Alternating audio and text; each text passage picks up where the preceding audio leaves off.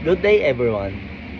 For today's video, I will be discussing how the Central Processing Unit or CPU works, how CPU processing power evolved over time, the role of the Graphics Processing Unit or GPU, and finally, how the SAP1 computer operates and is programmed.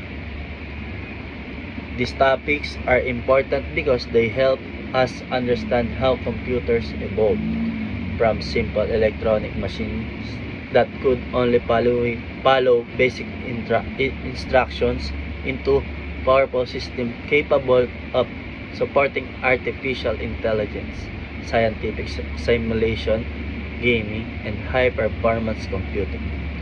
By understanding the fundamentals of computer architecture, we gain a deeper appreciation of how modern devices such as laptops, smartphones, and servers work behind the scenes. This knowledge is especially important for students of computer engineering, and information technology, as it forms the foundation of how software and hardware interact. So first one, how the CPU works. The Central Processing Unit or CPU is often referred to as the brain of the computer. It is responsible for executing instructions, performing calculation, and controlling all operations within the system. At the heart of CPU operation is a process known as the fetch, decode, execute cycle. This cycle happens continuously as long as the computer is running. You have three steps. So, first step, fetch. First, the CPU fetches an instruction from memory. The program counter or PC holds the address of the next instruction to be executed. This address is sent to memory and the instruction is retrieved and placed into the instruction register. Step 2. Decode. Next, the CPU decodes the instruction. The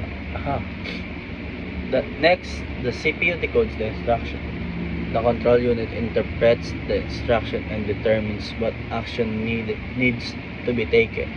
This includes identifying whether the instruction is an arithmetic operation, a memory operation, or a control instruction.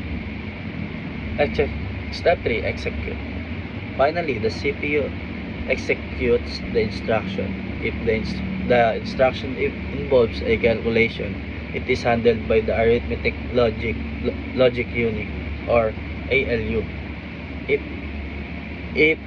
the instruction involves a calculation, if it involves memory access or control flow, other CPU components handle it accordingly. For example, if a program instructs the CPU to add two numbers, the CPU fetches the add instruction, decodes it to understand it as an arithmetic operation, and lastly executes the addition using the ALU.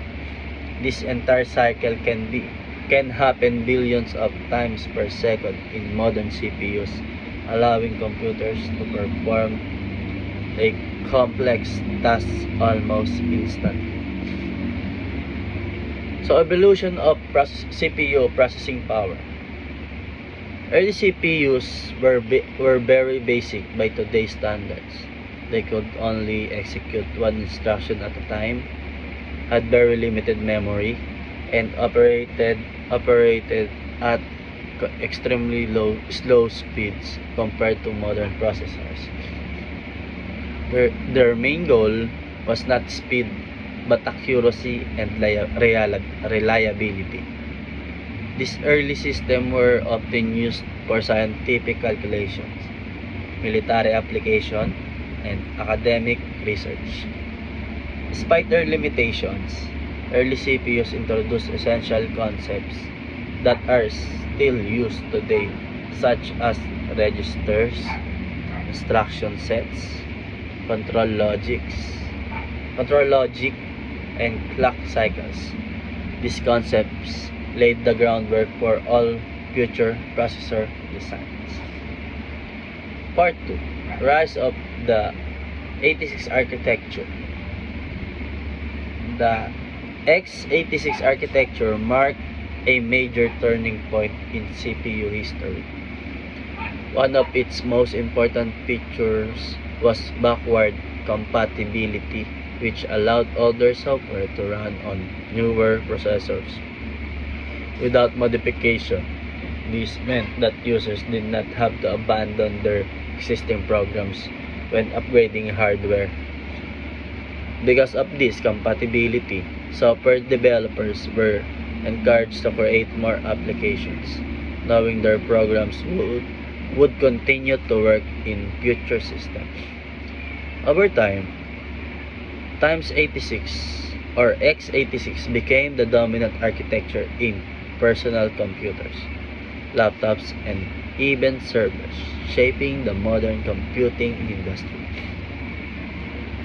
Origin of the modern operating system.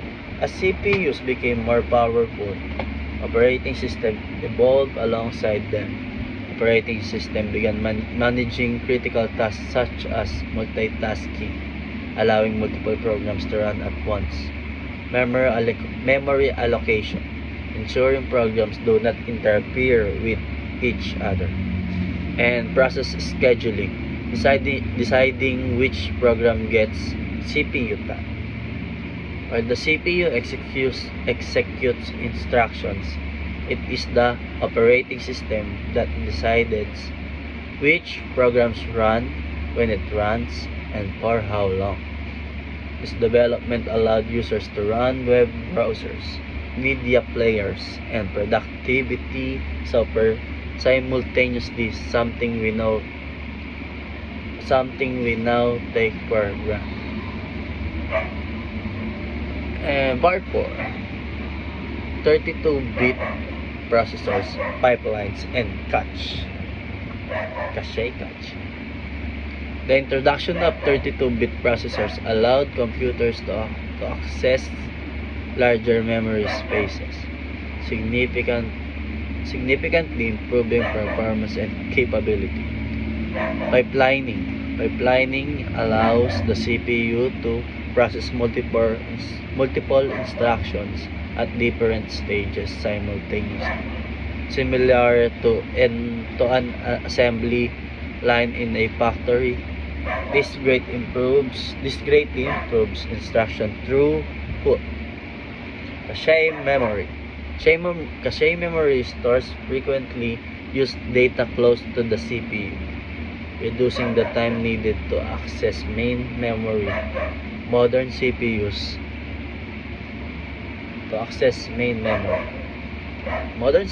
typically use multiple cache levels to maximize performance. Together, pipelining and cache memory dramatically increase CPU efficiency and speed. So, the graphics processing unit or GPU is designed for parallel processing. Unlike CPUs, which have a few powerful cores optimized for sequential tasks, GPUs contain thousands of smaller cores that can perform calculations simultaneously. Originally, GPUs were designed to handle graphics rendering for video games and visual applications. However, their ability to process large amount of data in parallel made them ideal for other tasks such as artificial intelligence and machine learning, video encoding and rendering, scientific simulations,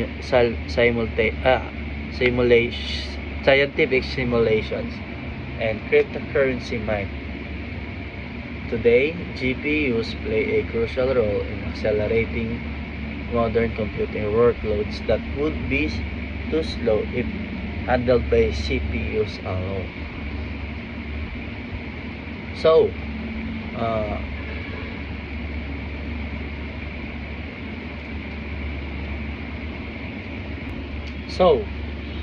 our next is the SAP1 computer.